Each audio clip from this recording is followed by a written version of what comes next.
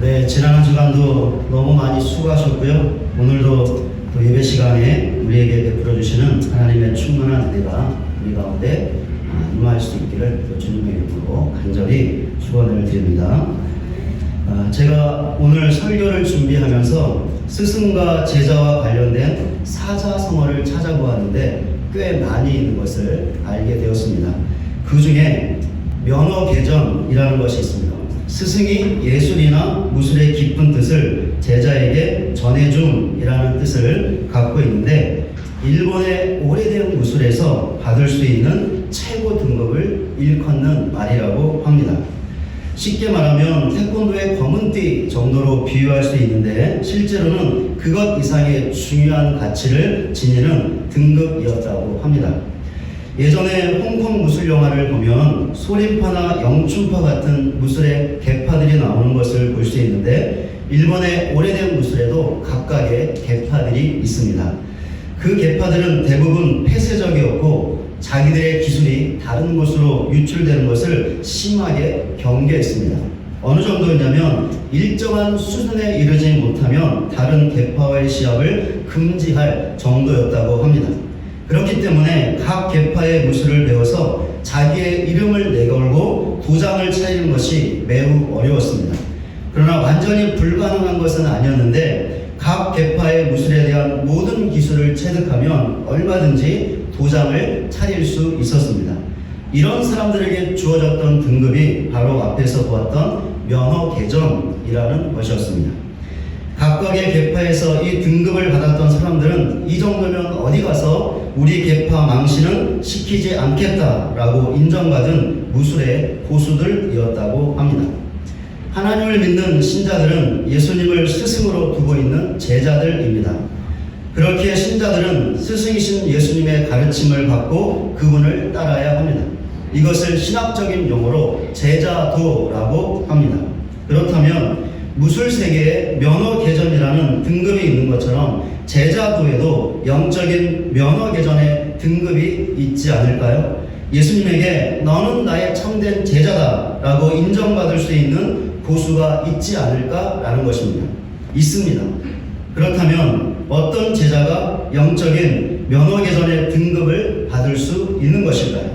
어떻게 예수님을 믿고 따라야 그분에게 인정받는 제자도의 고수가 될 수 있는 것일까요? 오늘 본문을 통해서 이 물음에 대한 답을 얻어보려고 합니다. 세 가지인데요. 첫째, 하나님께 은혜와 도움을 간청해야 합니다. 제자들과 함께 갈릴리에서 예루살렘으로 가시던 예수님이 어느 한 마을로 들어갔습니다. 그때 예수님을 멀리서 보았던 사람들이 있었는데 10명의 나병 환자들이었습니다. 이들은 예수님을 보자 멀리 서서 예수 선생님이여 우리를 불쌍히 여기소서라고 소리를 질렀습니다. 자기들의 병을 고쳐달라고 예수님께 간청했던 것이죠. 이들이 이렇게 할 수 있었던 이유가 있었습니다. 왜냐하면 이들이 예수님이라면 자기들의 병을 고칠 수 있는 신적인 능력을 행할 수 있음을 믿었기 때문이었습니다. 이들의 믿음은 매우 확고했죠. 어떻게 알 수 있냐면 이들이 예수님의 말씀에 그대로 행했던 것을 통해서 알 수 있습니다. 본문 14절 전반부입니다. 가서 제사장들에게 너희 몸을 보이라. 나병 환자들에게 지금 당장 중요하고 시급했던 것은 그들의 병이 고침받는 것이었습니다. 그렇기에 예수님에게 불쌍히 여겨달라고 간청했던 것이죠. 그런데 예수님은 그 자리에서 즉시 그들을 고쳐주지 않았습니다. 대신 가서 제사장들에게 너희 몸을 보이라고만 하셨습니다. 그러니 나병 환자들의 입장에서 보면 자기들의 뜻대로 마음대로 되지 않았던 것이죠. 그렇게 이들은 실망하여 예수님의 말씀을 거부할 수 있었습니다. 그런데 나병 환자들이 어떻게 했습니까? 예수님에게 불평하지 않고 예수님의 말씀대로 행했습니다. 제사장들에게로 갔던 것이죠. 그 결과 어떻게 되었습니까? 가는 도중에 깨끗함을 입게 되었습니다. 그들의 병이 치유되었던 것이죠. 누가복음을 비롯한 다른 복음서를 보면 예수님이 치유의 능력을 행하실 때 병자들의 믿음을 보셨던 것을 알 수 있습니다. 그 병자가 예수님에 대한 확고한 믿음이 있을 때 그 병을 고쳐주셨던 것이죠. 그렇다면 나병 환자들도 고침을 받았기 때문에 그들에게도 믿음이 있었다라는 것을 알 수 있습니다. 그런데 예수님이 그들에게 직접적으로 치유를 선포하지 않고 제사장들에게 가서 몸을 보이라고만 하셨죠. 나병 환자들은 이 예수님의 말씀에 순종했고 가는 도중에 치유를 받았습니다. 그렇다면 나병 환자들이 예수님의 이 말씀을 치유의 말씀으로 믿었다는 것을 알 수 있습니다. 나병 환자에 대한 율법의 규례를 보면 이 사실을 더 잘 알 수 있는데요. 나병 환자는 병이 낫게 되면 반드시 제사장에게 가야 했습니다. 왜냐하면 제사장의 검증을 받아야 했기 때문이었죠. 그러니까 제사장에게 나은 몸을 보이면 제사장은 그것을 확인하고 병이 다 나았다고 선포해야 그 병이 완전히 치유되었던 것입니다. 이런 사실을 염두에 두고 예수님의 말씀을 재구성해 본다면 다음과 같은 것이 될 수 있습니다. 가서 너희 몸을 제사장에게 보이라. 왜냐하면 가는 도중에 너희의 몸이 나을 것이기 때문이다. 그러니 제사장에게 너희의 치유를 보이고 확증을 받아라. 10명의 나병 환자들이 바로 이 사실을 믿었다는 것이죠. 그러니까 제사장에게 가서 너희 몸을 보이라는 예수님의 말씀이 직접적인 치유의 말씀은 아니었지만 그 말씀에 순종하면 병이 나을 것이라고 확고하게 믿었던 것입니다. 그 결과 그들의 믿음대로 되었습니다. 바로 이 사실 때문에 예수님을 향한 나병 환자들의 믿음이 확고했다라고 말씀을 드리는 것입니다. 어떻게 해야 제자도의 고수가 될 수 있을까요? 하나님의 은혜와 도움이 필요할 때 주저하지 않고 하나님에게 간청하는 것입니다. 즉 기도하는 것이죠. 그러면 하나님께서 어떻게 하실까요? 반드시 들어주십니다. 본문에 나오는 10명의 나병 환자들이 이 사실을 강력하게 보여주고 있습니다.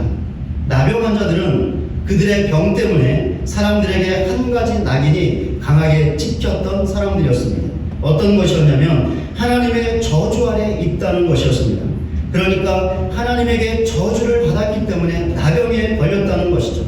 그렇게 이들은 부정한 사람들로 여겨졌습니다. 따라서 나병 환자들은 공동체 안에 거할 수가 없었죠. 격리되어야 했습니다. 나병 환자들은 공동체로부터 버림받았던 비참한 사람들이었죠. 그런데도 예수님께서 어떻게 하셨습니까? 나병 환자들의 간절한 간청을 들어주셨고 그들의 병을 고쳐주셨습니다. 이런 사실은 무엇을 의미하는 것일까요? 하나님은 하나님의 살아계심과 전능하심을 믿고 당신의 백성이 간절하게 하나님의 은혜와 도움을 구하면 그가 어떤 사람이든지 차별하지 않고 반드시 그 간청을 들어주신다라는 것입니다. 하나님은 목사라고 해서 그의 기도만을 들어주시는 것이 아니죠. 하나님은 중직자라고 해서 그의 기도만을 들어주시는 것이 아닙니다. 부자라고 해서 높은 자리에 있다고 해서 학식이 많다고 해서 헌금을 많이 한다고 해서 그 사람의 기도만을 들어주시는 것이 아니죠. 하나님은 목사나 중직자가 아니어도 그 사람의 기도를 들어주십니다. 가난하고 지위가 낮더라도 그 사람의 기도를 들어주시죠. 배우지 못하고 헌금을 적게 하더라도 그 사람의 기도를 들어주십니다. 그렇다면 하나님을 믿는 신자들이 어떻게 해야 할까요? 너무나도 당연하게 확고한 믿음을 갖고 하나님께 간청해야 하는 것입니다. 바로 이렇게 하는 신자가 제자도의 보수인 것이죠. 제가 너무나 당연한 것을 행하는 신자가 제자도의 보수라고 말씀드리는 이유가 있습니다. 왜냐하면 너무나 당연한 것을 행하지 않는 신자들이 의외로 많기 때문입니다. 예전에도 말씀을 드린 적이 있는데요. 신방을 하다 보면 이런저런 문제들 때문에 힘들고 어렵다고 말하는 성도들이 많이 있습니다. 그러면서 자기에게 정말로 하나님의 은혜와 도움이 필요하다라고 말합니다. 그런데 그렇게 말하는 성도들 중에서 많은 사람들이 기도하는 자리에 나오지 않습니다. 정말 힘들고 어려워서 하나님의 은혜와 도움이 필요하면 기도의 자리에 나와서 기도해야 하는 것이 아니겠습니까? 그것이 가정에서 기도하는 개인의 기도 자리이든지 새벽 기도회나 금요 저녁 기도회 같은 공적인 기도의 자리이든지 나와서 기도해야 하는 것이 아닙니까? 그런데 기도의 자리에 나오지 않는다는 것이죠. 왜 이렇게 하는 것일까요? 두 가지 이유 때문일 것입니다. 하나는 하나님의 살아계심과 전능하심을 믿지 못하는 것이고 기도 응답을 믿지 못하는 것입니다. 물론 입술로는 믿는다고 고백하죠. 수천 번, 수만 번을 고백합니다. 그런데 실제로 기도하지 않고 말만 하면 그것이 무슨 소용이 있을까요? 아무런 소용이 없는 것이죠. 이렇게 하는 신자들이 많이 있습니다. 두 번째 이유는 하나님이 아닌 세상의 것을 더 의지하기 때문입니다. 하나님의 살아계심과 전능하심도 믿고 기도 응답도 믿고 있습니다. 그런데 정작 하나님의 은혜와 도움이 필요할 때 그 결정적인 순간에 하나님을 의지하는 것이 아니라 세상의 다른 것을 의지하는 것이죠. 돈과 인맥에게 자기의 도움을 구하는 것입니다. 돈과 인맥을 통해서 문제와 어려움을 해결하려고 하는 것이죠. 이런 신자들이 많이 있다는 것입니다. 바로 이런 사실 때문에 하나님의 은혜와 도움이 필요할 때 하나님에 대한 확고한 믿음을 갖고 간절하게 기도하는 것이 신자로서 너무나 당연한 것인데도 불구하고 이 당연한 것을 하지 않는 신자들이 너무나 많이 있기 때문에 그렇게 하는 신자가 제자도의 보수라고 말씀을 드리는 것입니다. 그런데 이것은 진정한 의미에서 제자도의 보수라고 할 수 없습니다. 왜 그렇습니까? 너무나 당연한 것이기 때문이죠. 그러니 이것보다 더 진정한 제자도의 보수가 있습니다. 무엇일까요? 아무런 문제가 없을 때, 아무런 어려움이 없을 때, 그러니까 행복하고 좋을 때 기도하는 것입니다. 그러니 어떻습니까? 어렵고 힘들 때조차도 하나님께 기도하지 않은 신자가 행복하고 좋을 때 기도할 수 있을까요? 절대로 그럴 수 없는 것이죠. 그러니 이런 신자들은 절대로 제자도의 보수가 될 수 없을 것입니다. 그냥 겉모습만, 무늬만 제자가 되는 것이죠. 그렇다면 여기 있는 우리 자신은 어떻습니까? 우리 자신은 힘들고 어려울 때 그래서 하나님의 은혜와 도움이 절실히 필요할 때 하나님에 대한 확고한 믿음을 갖고 간절하게 간청하고 있습니까? 더 나아가 행복하고 좋을 때도 하나님께 기도하고 있습니까? 항상 기도하고 있습니까? 쉬지 않고 기도하고 있습니까? 만약에 이렇게 하고 있다면 우리 자신은 제자도의 고수입니다. 그러나 이렇게 하지 않고 있다면 우리는 그저 겉모습만 제자일 뿐입니다. 과연 우리 자신의 모습은 어떻습니까? 잠시 이 시간에 내 자신의 모습을 돌아보시기를 바랍니다. 하나님의 살아계심과 전능하심을 확고하게 믿으시기를 바랍니다. 또한 그 하나님께서 당신의 백성이 어떤 사람이든지 차별하지 않고 하나님의 은혜와 도움을 구할 때 그것을 주신다는 사실을 확고하게 믿으시기를 바랍니다. 그리하여 그 믿음으로 힘들고 어려울 때마다 하나님 도와달라고 간청하시기 바랍니다. 더 나아가 그 믿음으로 행복하고 좋을 때도 항상 기도하시기를 바랍니다. 바로 이렇게 하는 것이 제자도의 고수인 것입니다. 이런 사실을 반드시 알고 기도함으로 제자도의 고수가 되는 저희 모두가 되시기를 바랍니다. 그리하여 힘들고 어려울 때마다 하나님의 은혜와 도움을 경험하고 또한 좋고 행복할 때 그것을 지켜주시는 하나님의 은혜를 경험하며 살아가는 저와 여러분 모두가 되시기를 주님의 이름으로 간절히 소원합니다. 어떻게 해야 제자도의 고수가 될 수 있을까요? 두 번째 답입니다. 하나님께 영광을 돌려야 합니다. 10명의 나병 환자들은 제사장에게 가는 도중에 깨끗함을 받았습니다. 그런데 그 10사람 중에 한 사람만이 예수님에게 돌아왔습니다. 그런데 그 사람이 어떻게 하면서 예수님께 돌아왔습니까? 본문 15절입니다. 그 중에 한 사람이 자기가 나은 것을 보고 큰 소리로 하나님께 영광을 돌리며 돌아와. 이 사람은 자기가 병에서 나은 것을 보고는 큰 소리로 하나님께 영광을 돌리며 예수님께 돌아왔습니다. 왜 이렇게 했던 것일까? 예수님을 통하여 베풀어졌던 하나님의 은혜 때문에 병이 치유된 것을 알았기 때문이었습니다. 누가복음을 보면 이 사람처럼 행했던 사람들이 많이 있는 것을 볼 수 있습니다. 시간 관계상 모든 사람들을 살펴볼 수는 없고 한 사람만 말씀을 드리겠습니다. 예수님께서 하나님의 말씀을 가르치고 계실 때였습니다. 한 중풍병자를 사람들이 침상에 메고 와서는 예수님 앞에 들어놓고자 했습니다. 그런데 워낙 많은 사람들이 모여 있었기 때문에 예수님 앞으로 갈 수가 없었죠. 그러자 이들은 지붕으로 올라갔습니다. 그리고는 지붕의 기아를 벗기고 병자를 침상채로 예수님 앞으로 달아 내렸습니다. 예수님께서 이들의 믿음을 보시고는 그들이 데리고 온 병자를 고쳐주셨습니다. 그 병자는 즉시 일어나서 자신이 누웠던 침상을 가지고 집으로 돌아갔는데 하나님께 영광을 돌리며 집으로 돌아갔습니다. 왜 이 병자가 하나님께 영광을 돌렸던 것일까요? 예수님을 통하여 베풀어진 하나님의 은혜 때문에 병에서 고침받은 것을 알았기 때문이었습니다. 신자가 하나님에 대한 확고한 믿음을 갖고 힘들고 어려울 때마다 도와달라고 간청하면 하나님께서 그 간청을 들어주십니다. 그럴 때 그 신자는 침묵하면 안 됩니다. 그럼 어떻게 해야 하는 것일까요? 하나님께 영광을 돌려야 합니다. 바로 이렇게 하는 신자가 제자도의 고수인 것입니다. 그럼 어떤 방법으로 하나님께 영광을 돌릴 수 있을까요? 말로, 입술의 말로 영광을 돌릴 수 있습니다. 연예인들 보시면 연말에 시상식 할 때 상을 받게 되죠. 상을 받은 연예인들 중에 수상소감을 말할 때 하나님께 영광을 돌리는 연예인들이 있는 것을 우리가 가끔 보게 됩니다. 이 모든 영광을 하나님께 돌립니다 라고 수상소감을 말하는 것이죠. 이처럼 하나님께 간청하여 받은 은혜와 도움이 있다면 그것을 하나님께서 주셨다라는 입술의 말로 하나님께 영광을 돌릴 수 있습니다. 또 다른 방법은 없을까요? 있습니다. 노래로 하나님께 영광을 돌릴 수 있습니다. 악기로도 하나님께 영광을 돌릴 수 있죠. 춤으로 또한 글을 쓰는 것으로도 하나님께 영광을 돌릴 수 있습니다. 이렇게 다양한 방법으로 하나님께 얼마든지 영광을 돌릴 수 있는 것이죠.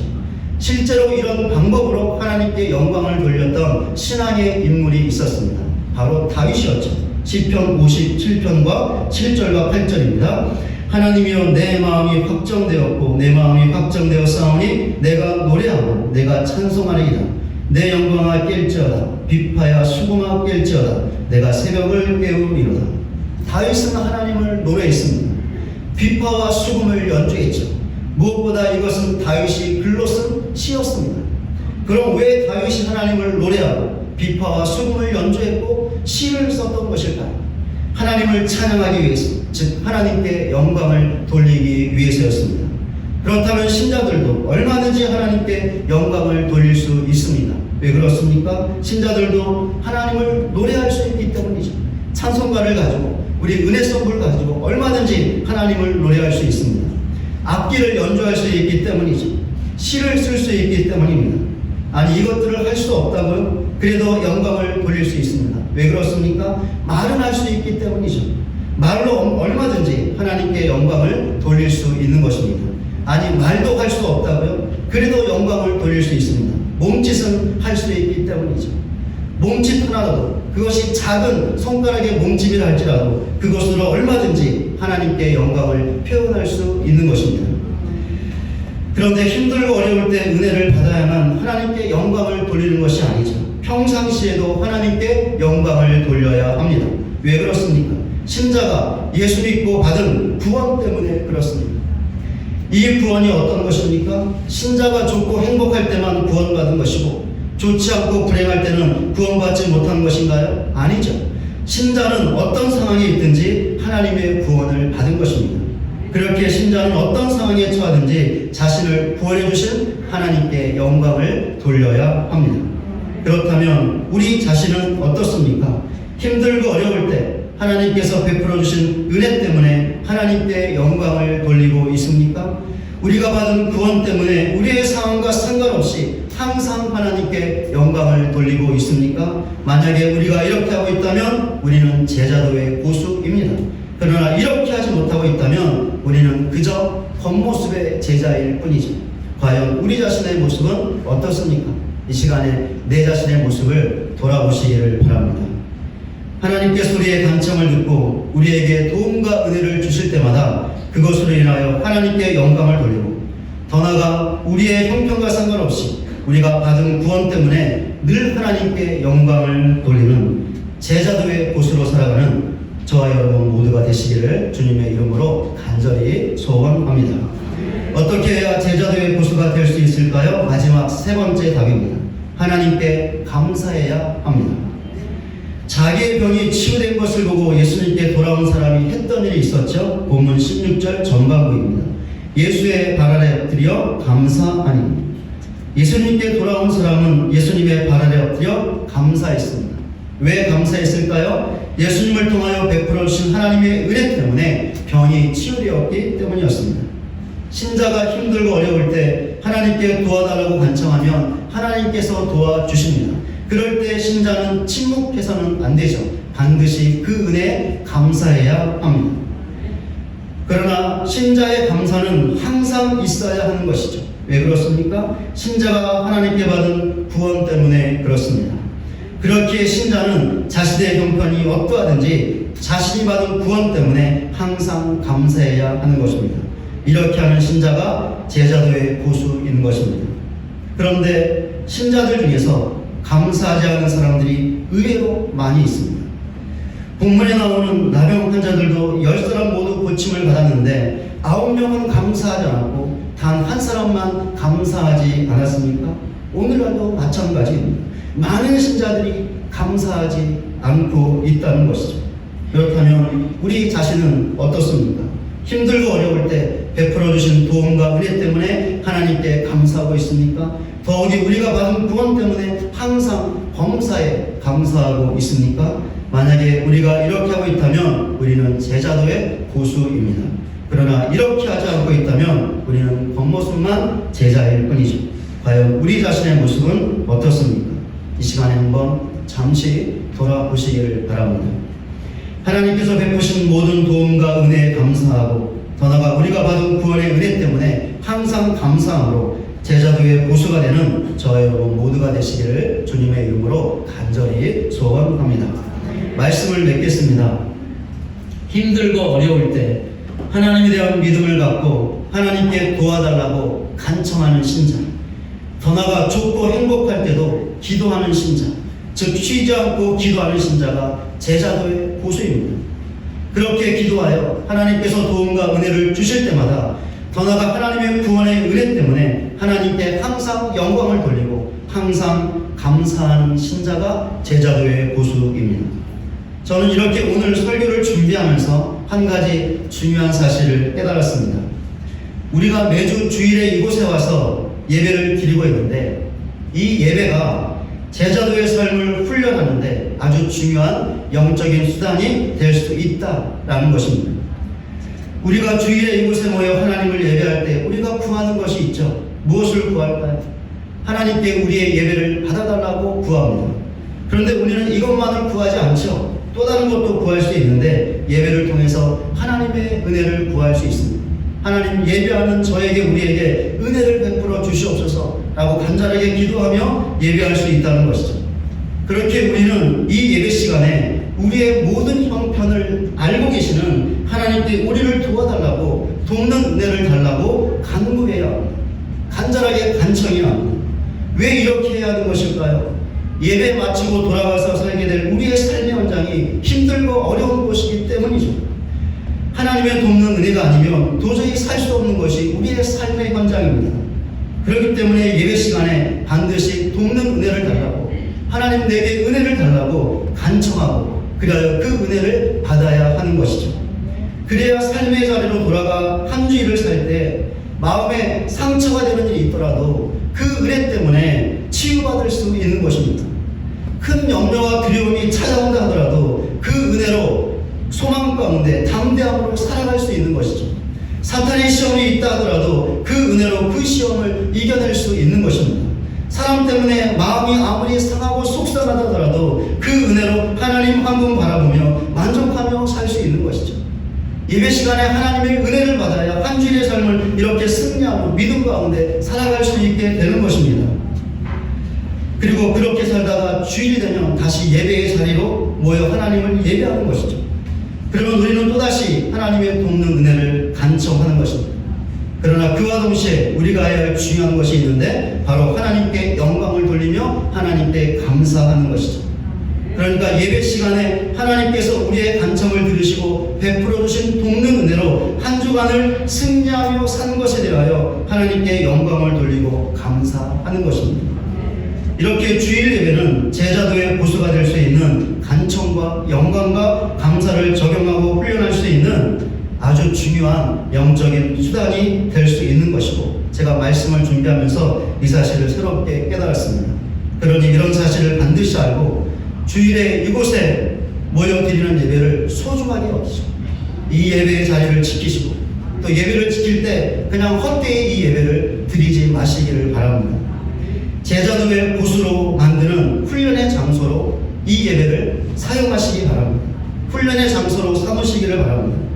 그러니까 주일 예배 시간에 하나님의 돕는 은혜를 간청하여 그 은혜를 받고 그 은혜로 한 주일의 삶을 승리하며 살다가 다시 주일에 이곳에 돌아와서 그렇게 살게 하신 하나님께 영광을 돌리고 하나님께 감사하는 훈련을 하라는 것이죠.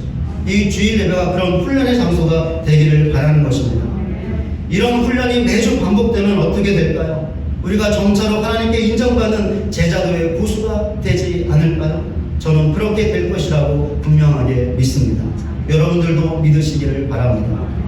간청과 영광과 감사라는 세 가지 말을 마음 깊이 새기는 우리 모두가 되시기를 바랍니다. 그리하여 하나님께 간청하여 은혜를 받고 그 은혜로 우리의 삶을 살아내고 그렇게 하신 하나님께 영광을 돌리고 하나님께 감사하는 제자도의 고수로 살아가는 저와 여러분 모두가 되시기를 주님의 이름으로 간절히 축원을 드립니다.